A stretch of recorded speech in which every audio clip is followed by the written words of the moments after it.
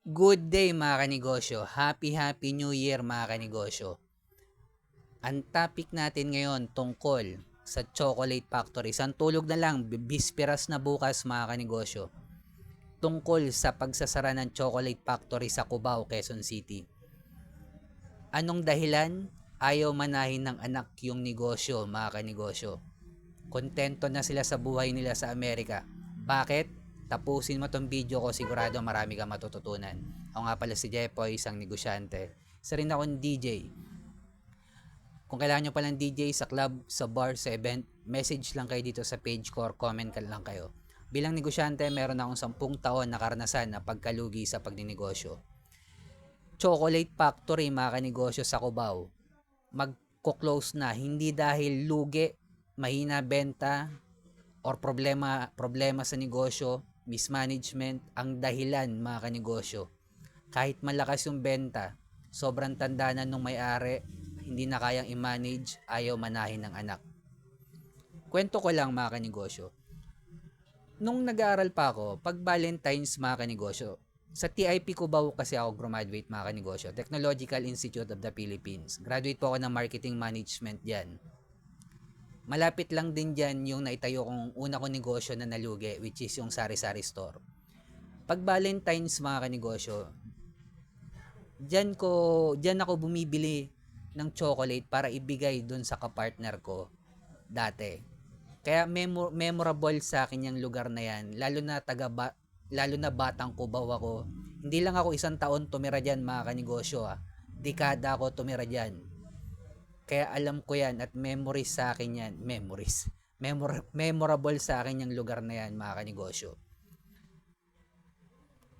Bakit ayaw manahin ng anak nung may-ari yung negosyo nila? Kahit kumikita naman, ang lakas bumenta niyan mga kanegosyo. Imagine natawid nila yung pandemic, naitawid nila yung mga 2008 crisis. 34 years or 33 years ng pagninegosyo, 3 dekada. Ang dami nilang nalagpasan, ang dahilan lang kaya sila magsasara, ayaw na manahin ng anak.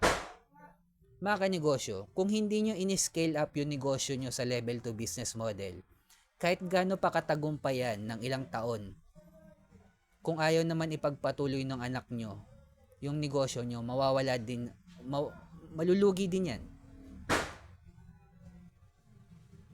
Karamihan ng mga anak ng negosyante, ang gusto nilang manahin yung mga corporate na, yung mga napapanood nila ng mga Korean novela, na ma-manage na lang sa opisina.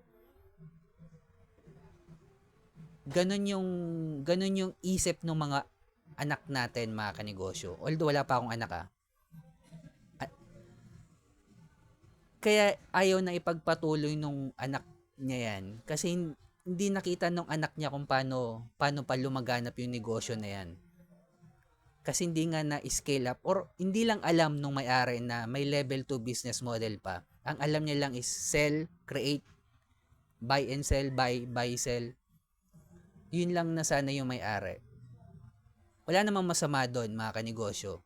Kaso nga lang, ito na yung araw na hinihintay niya. Permanent close na yung negosyo ng Chocolate Factory. Kaya sa ating mga negosyante, pilitin natin ma-scale up natin yung negosyo natin sa level 2 business model. Napaliwanag ko na to sa mga previous na video ko. Applyan natin yan ng franchising, distribution, manpower, software, licensing, platform business model mga kanegosyo. At sigurado at ipa-corporate natin yung negosyo natin.